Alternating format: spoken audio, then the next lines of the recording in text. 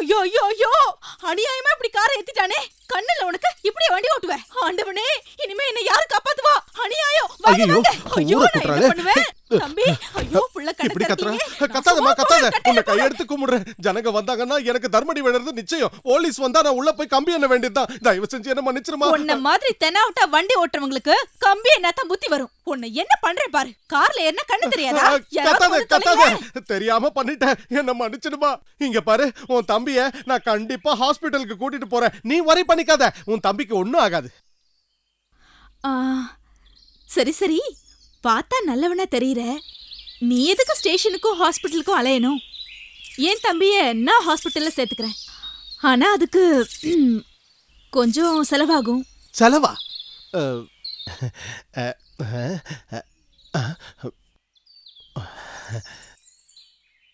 ம் 50 பைசாவா? 50 பைசாவை பிச்சைக்காரனுக்கு போட்டா கூட உன் மூஞ்சிலே தூக்கி அடிப்பான். யாராவது வாங்கல, வந்து தொலைங்களே.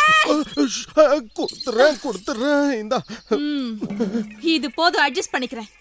கும்பல் கூடுறதுக்கு முன்னாடி இங்க இருந்து ஓடி போயிடு.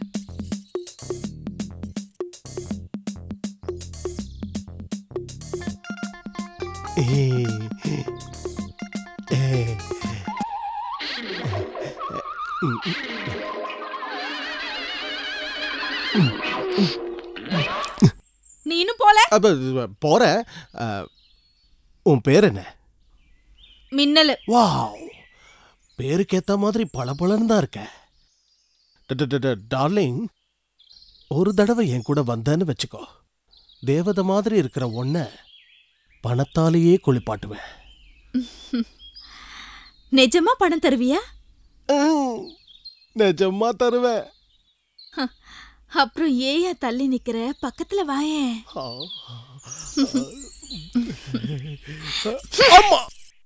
என் ஃப்ரெண்ட்ஸ் முன்னாடி என் கையை பிடிச்சு இழுக்க அந்த சக்திக்கு என்ன தைரியம் இருக்கணும்? அவன் யாரு? அவனுக்கு எப்படி இந்த துணிச்சல் வந்தது? நம்ம கிட்ட கை கட்டி நிக்கிற ஒரு சாதாரண மேனேஜரோட பையன் அவன். இன்னைக்கு வெறும் அடியோட தப்பிச்சுக்கிட்டான். இன்னொரு தடவை அப்படி செஞ்சா அப்புறம் நடக்கிறதே வேற. அப்பனுக்கும் பிள்ளைக்கும் நீ ரொம்ப தான் இடம் கொடுக்கற. அவனுங்க சொல்றதுக்கெல்லாம் நீ தலையாட்டுற. அவனுங்க 2 பேரையும் வீட்டை விட்டு விரட்டினாதான் வீடு உருப்பிடும். அப்படி போடு. எங்களை பத்தி உங்க மக கேவலமா பேசிட்டு போறத ரசிக்கிறீங்களா? எங்களோட அந்தஸ்தை எடை போடுற அளவுக்கு பெரிய மனுஷி ஆயிட்டாளாவ. ஆணவம் பொம்பளைக்கு அழகு இல்லைன்னு சொல்லி வைங்க. என்னதான் இருந்தாலும் சக்தி 4 பேருக்கு முன்னால அப்படி செஞ்சிருக்க கூடாது. இப்ப என்ன நடந்துருச்சுன்னு இப்படி கோவப்படுறீங்க? ஏதோ வயசு கோளாறு, அவன் அப்படி இப்படி நடந்துகிட்டான். இத போய் பெருசு பண்றீங்களே. அவன் கட்டிக்க போற பொண்ணு தானே? கல்யாணமா? ஆமா, அனிதாவுக்கும் சக்திக்கும் தான். இந்த விஷயத்த பத்தி அனிதா காலேஜ் முடிச்சதும் நானே உங்ககிட்ட பேசலாம்னு நினைச்சேன். ஆனா நல்ல விஷயத்த எதுக்காக தள்ளி போடணும்? அதுவும் இல்லாம அவ படிப்பை முடிச்சதுக்கு அப்புறம் வேலைக்கா போக போறா? நீங்க நினைக்கிறது நிச்சயம் நடக்காது. அனிதா படிச்சவ, புத்திசாலி, சுயசிந்தனை உள்ளவ. அவ முடிவுகளை தலையிட எனக்கு அதிகாரம் கிடையாது. இந்த மாதிரி பேசுவேன்னு எனக்கு தெரியும்.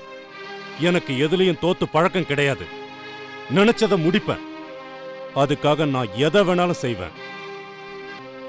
அனிதா கிட்ட பேசி அவளை சம்மதிக்க வைக்க வேண்டியது உன் பொறுப்பு.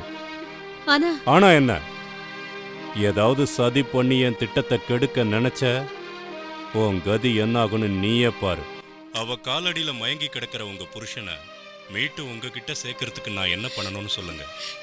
எனக்கு என் புருஷன் வேணும். அதுக்காக அந்த கேடுகட்ட சதிகாரிய கொலை பண்ணாலும் கவலை இல்லை.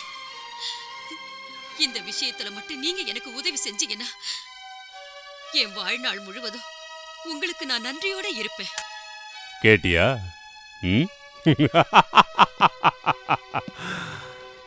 சரஸ்வதி சாவுல எந்த தடயமும் கிடைக்காம போலீஸ் திணறிக்கிட்டு இருக்கு. நான் தான் கொலை பண்ணேன்னு அவங்க கிட்ட சொல்ல போறேன். கொலை செய்ய தோணுனது நீதான்னு சொல்லுவேன். சரஸ்வதி கொலைக்கும் எனக்கும் எந்த சம்பந்தமும் இல்ல அப்படின்னு நீ வேணா வாதாடலாம். ஆனா என்கிட்ட சாட்சி இருக்கு. சட்டமும் நான் சொல்றதான் நம்பும். நான் மட்டுமா உள்ள போவேன்? உன்னையும் சேர்த்து கூட்டிட்டு போவேன். சாட்சி கூண்ல நீ ஏறினா உன் குடும்ப மானம் சந்தி சிரிக்கும். சரஸ்வதிய நீயும் உன் புருஷனும் திட்டம் போட்டு தீர்த்து கட்டினது வெட்ட வெளிச்சமாகும். உன்னோட நிலைமைய பார்த்து இந்த ஊரே கைகொட்டி சிரிக்கும். அழுகை நிறுத்த போறியா இல்லையா? அழுது என்ன ஏமாத்த முடியாது. ஒரு வாரத்துக்குள்ள இந்த கல்யாணம் நடந்தே ஆகணும். நடத்தி காட்டுறேன்.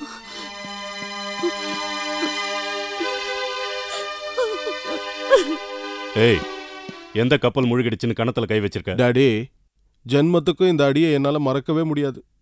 அந்த கௌரி என்ன இழிச்ச வாயன்னு நினைச்சுக்கிட்டு இருக்கா. நான் யாருன்னு அவளுக்கு காட்டுறேன். இத்தனை வருஷமா என் மனசுல இருந்த கனவு நனவாகிற நாள் வந்துருச்சு. இந்த ஆபீஸ்ல நானும் லக்ஷ்மி நாராயணனும் கிளர்க்கா இருந்தோம். முதலாளி மகளை கல்யாணம் பண்ணிக்கிட்டு அவன் இந்த கம்பெனி முதலாளி ஆயிட்டான். ஆனா நான் மட்டும் அப்படியே தான் இருந்தேன். கணக்கு எழுதிய காலம் போயிடுச்சு. அதுக்கு இப்போ வருத்தப்பட்டு பிரயோஜனம் இல்லை. எல்லாத்துக்கும் நேரம் வரணும்ல. இப்போ நேரம் வந்திருக்கு. போய் கல்யாண ஏற்பாட கவனி. யாருக்கு கல்யாணம்? உங்க அப்பனுக்கு. ரெண்டாவதா? உனக்கும் அனிதாவுக்கும் தாண்டா மடையா. அனிதா என்னம்மா இதெல்லாம்? எனக்கு தெரியாம, ஏன் அனுமதி இல்லாம அந்த சக்திக்கும் எனக்கும் எதுக்காக கல்யாண ஏற்பாடு செஞ்ச? இப்படி பேசாம இருந்தா என்ன அர்த்தம்? காரணம் என்னன்னு சொல்லுமா. அனிதா, நான் எது செஞ்சாலும் உன் நல்லதுக்கு தான் செய்வேன். குடும்ப கௌரவத்தை காப்பாத்த இதை தவிர வேற வழி தெரியல. என்னது? அயோக்கியத்தனத்துக்கு மொத்த உருவமா இருக்கிற அந்த மேனேஜரோட மகன் இந்த வீட்டுக்கு மாப்பிளைய வரதுனாலதான் இந்த வீட்டோட கௌரவம் உயருமா? உனக்கு என்னம்மா ஆச்சு? என் வாழ்க்கையை தேர்ந்தெடுக்கிற உரிமை எனக்கு இல்லையா? பதில் சொல்லுமா. என்ன எதுவும் கேட்காத. நீ எதுக்கும் பயப்படுற. அது என்னன்னு சொல்லு. எந்த பிரச்சனையா இருந்தாலும் சொல்லுமா. அத நான் தீர்த்து வைக்கிறேன். வேற யாருக்கு கழுத்து நீட்ட சொன்னாலும் நான் நீட்டுறேன். தெரிஞ்ச எதுக்குமா என்ன பாழுங்கடத்துல தலை பாக்குற? இல்லம்மா, இந்த கல்யாணம் நின்னு போச்சுன்னா அப்புறம் உன் வாழ்க்கையே நாசமா போயிடும். அம்மா, உனக்கு என்ன பைத்தியமா? இந்த கல்யாணத்துக்கு அப்புறம் நான் சந்தோஷமா இருப்பேன்னு நீ நம்புறியா? இல்லம்மா, இல்ல. என் கழுத்துல ஏற போறது தாலி கயிறு இல்ல, என்ன சாகடிக்க போற தூக்க கயிறு.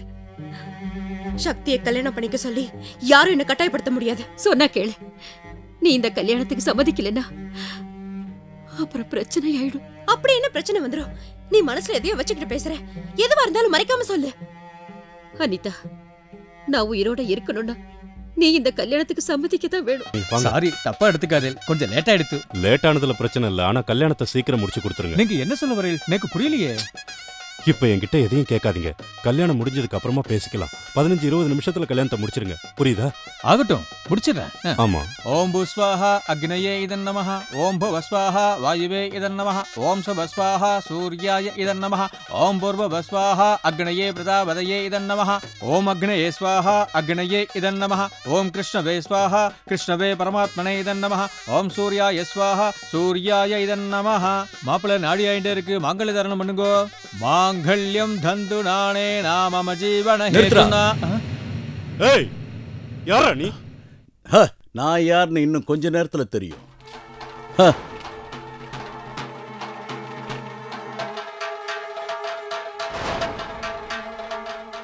ஊருக்கே அம்பலமான விஷயத்த இப்ப நீயும் பாரு. போட்டோவை பார்த்தவொன்னே இப்ப நான் யாருன்னு புரியுதா? எல்லாரும் கேளுங்க. நான் இவளுக்கு தாலி கட்டின புருஷன். இவ எனக்கு பொண்டாட்டி.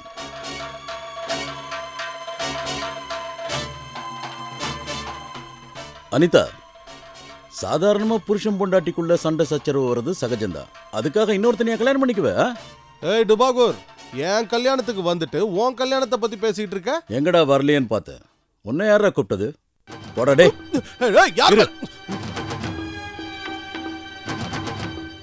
இது என்ன குழப்பம்? இவ உங்ககிட்ட எதுவும் சொல்ல நினைக்கிறேன்.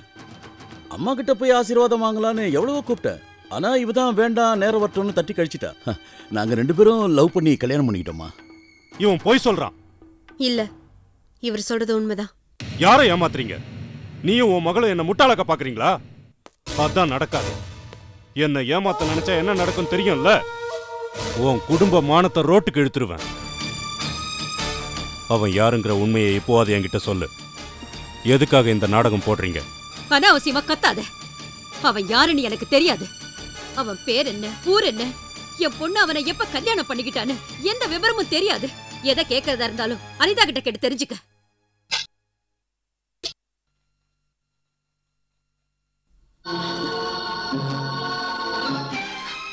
நீயா? ஆமா, நானே தான். எப்படி என் டிராமா? உண்மையை பொய்யாக்குறதும் பொய்யை உண்மையாக்குறதும் எனக்கு கைவந்த கலை மேடம். அதான் என் ஸ்டைல். இப்போ இப்போ ஏன் ரூம்க்கு எதுக்கு வந்த? சொல்றேன், டயர்டா இருக்கு, தூங்க வந்த. என்னது? நீ ஏன் ரூம்ல தூங்க போறியா? கல்யாணத்துக்கு அப்புறம் புருஷன் பொண்டாட்டியோட தூங்காம வேற எங்க தூங்குவானா? இத பாரியா, இதெல்லாம் கொஞ்சம் கூட நல்லா இல்ல. நான் செய்யறது நல்லதா கெட்டதான்னு போக போக நீயே புரிஞ்சுக்குவ. நான் சொல்றபடி கேட்டா உனக்கும் நல்லது, எனக்கும் நல்லது. மரியாதையா ரூமை விட்டு வெளியே போ. இப்ப நான் வெளியில போனேன்னா நமக்கு கல்யாணம் ஆகலைன்னு ஊருக்கே தெரிஞ்சிடும். அதுக்கப்புறம் இந்த லூசு மாப்பிள்ள உள்ள வந்துருவா. உன்னை கல்யாணம் பண்ணிக்கணும்னு அவன் காண்ற கனவும் நிச்சயம் பலிச்சிடும். எனக்கு என்ன, நான் அவனை கூப்பிடுறேன் மாப்பிள்ள. வேணாம், அவனை கூப்பிடாத. அப்படின்னா இனிமே நான் சொல்றத நீ கேட்கணும். வேண்டாம் வேண்டாம், கிட்ட வராத. இன்னைக்கு நமக்கு முதல் ராத்திரி. அரண்மனை மாதிரி அழகான வீடு, கோடிக்கணக்கான சொத்து. நான் இந்த வீட்டோட மாப்பிள்ளை. தேவதை மாதிரி இருக்கிற என் பொண்டாட்டியோட முதல் இரவு கொண்டாடலான்னு வந்த என்ன வெளியில போன்னு சொல்லி.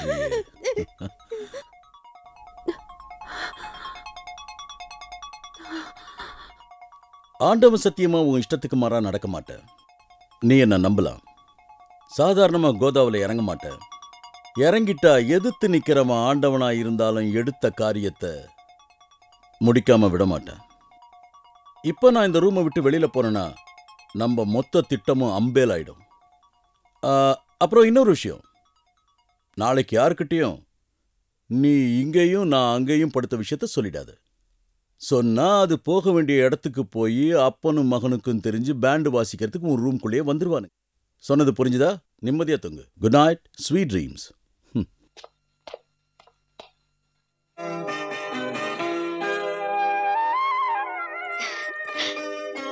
ஆம்லெட்டாடா இது? வர வர உங்க எல்லாருக்குமே கொழுப்பு அதிகமாயிடுச்சு. ஒழுங்கா சமைக்க தெரியல, ஆனா சம்பளம் வாங்கும் போது மட்டும் தலையை சொரிஞ்சுக்கிட்டு வந்து நிக்க தெரியுது. இல்லங்கய்யா, அங்க எதுதான் பேசுற? ஒண்ணு உட்கார்ந்து திங்கிற நீ உழைச்சு சாப்பிடறவன கை வாங்காத. உங்ககிட்ட சம்பளம் வாங்குறதுனால இவனுக்கு நீ ஒன்னும் ஆண்டவன் கிடையாது. தேவையில்லாத விஷயத்துல தலையிடுறதுக்கு நீ யார்? வாய மூடு. முதல்ல நீ யாருன்னு தெரிஞ்சுக்க. கோபால் ஐயா, இவன் யாரு? மேனேஜர் ஐயாவோட மகன். சரி, அவர் யாருன்னு சொல்லு. மேனேஜருங்க.